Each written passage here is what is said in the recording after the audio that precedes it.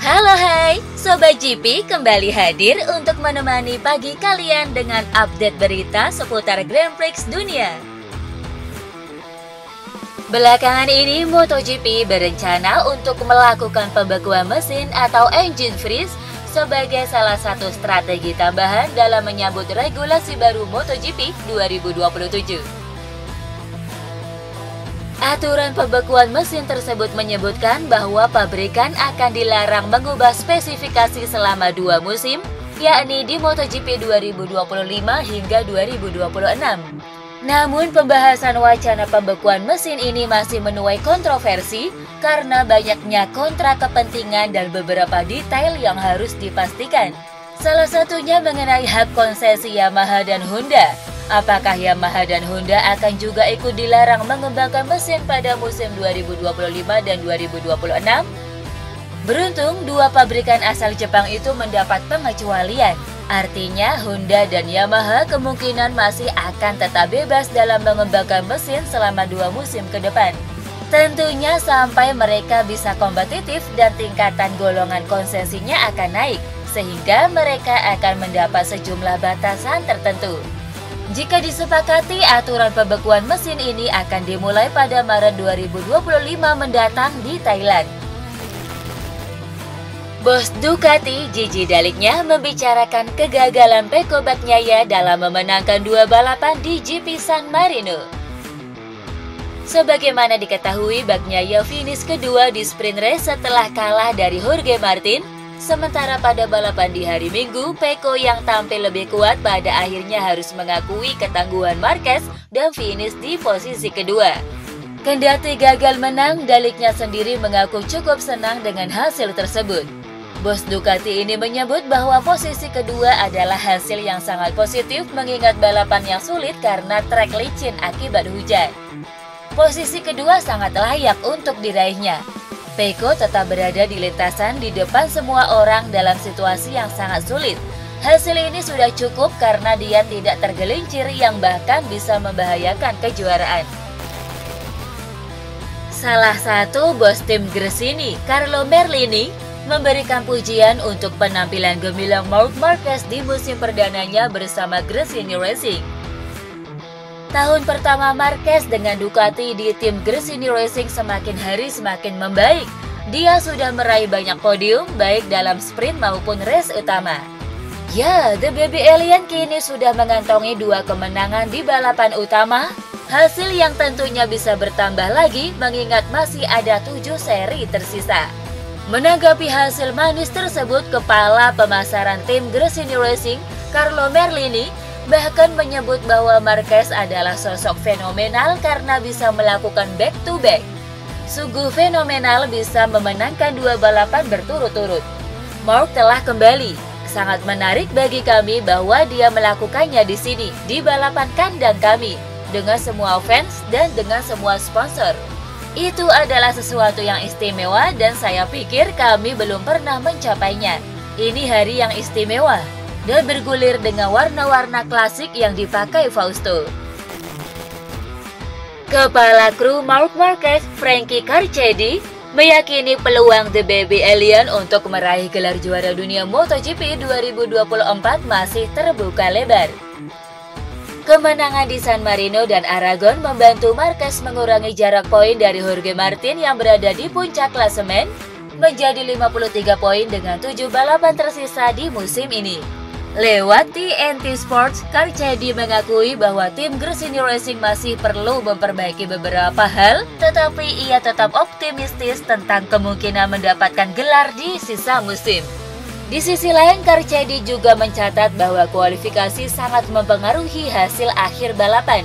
Menurutnya, Marquez perlu lebih peka terhadap detail-detail yang dapat menjadi tantangan ketika mengarungi lap balapan.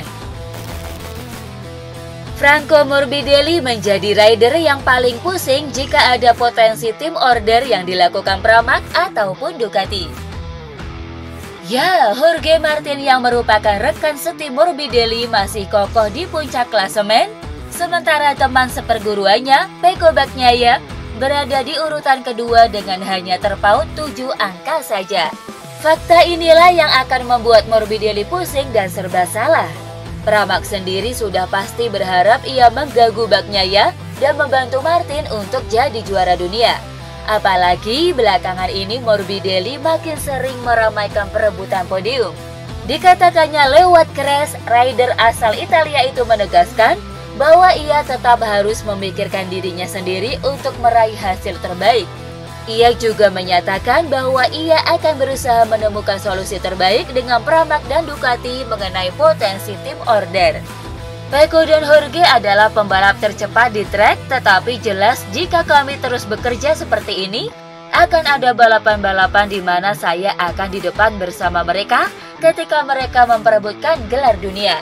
Kami harus memikirkan diri kami sendiri dan apa yang terbaik bagi Ducati. Dan jelas apa yang terbaik untuk Pecco dan Jorge. Ini bakal mengecoh dalam pengambilan keputusan yang tepat. Namun kami akan mendiskusikannya bersama dan mencoba mengambil pilihan tepat. Alex Espargaro mengungkapkan kekhawatirannya terkait permasalahan suhu panas dari motor Aprilia RSGP yang hingga saat ini belum menemui solusi. Sejatinya masalah itu sudah ada dari musim lalu ketika Viñales terpaksa harus kembali ke pit saat balapan di Grand Prix Thailand karena tak kuat menahan panasnya cuaca dan motor tunggangannya. Sementara itu Espargaro yang mampu melewati garis finish mengaku sangat kelelahan dan tidak bisa bernapas.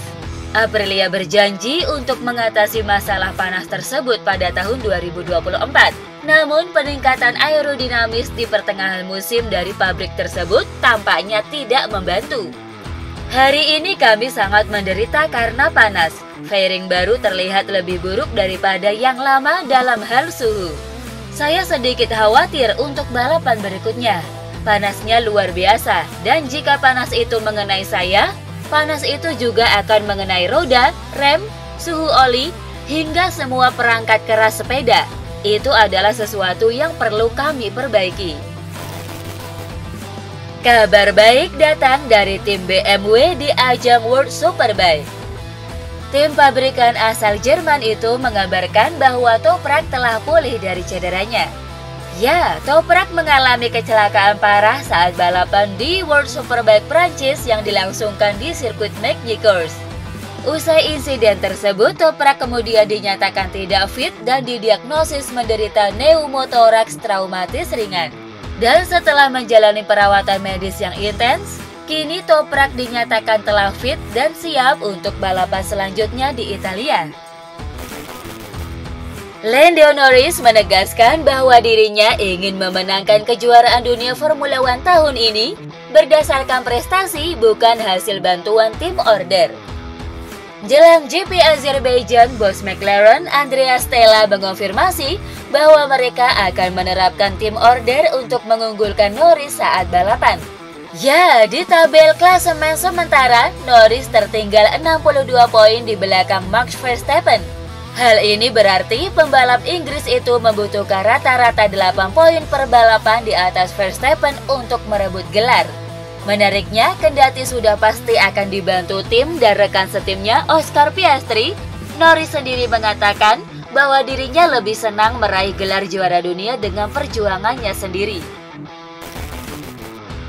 Max Verstappen menolak untuk menanggapi ketertarikan Aston Martin yang berniat merekrutnya di masa mendatang.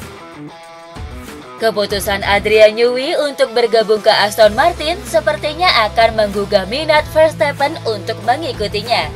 Ya, Newey telah memainkan peran penting dalam kebangkitan dan kesuksesan Red Bull dalam meraih gelar juara selama 2 dekade terakhir. Ketika ditanya tentang spekulasi tersebut, Max Verstappen menolak untuk menanggapinya. Dia mengakui bahwa tim Formula One manapun yang diperkuat Adrian Newey berpotensi lebih menarik. Pembalap Oracle Red Bull Racing, Max Verstappen, sukses mencatatkan waktu tercepat dalam sesi latihan bebas pertama atau FP1 Formula One GP Azerbaijan 2024. Pembalap asal Belanda ini diikuti oleh pembalap Mercedes AMG Petronas, Lewis Hamilton di posisi kedua dan Sergio Perez di posisi ketiga. Berikut hasil FP1 dan FP2 Formula One GP Azerbaijan 2024.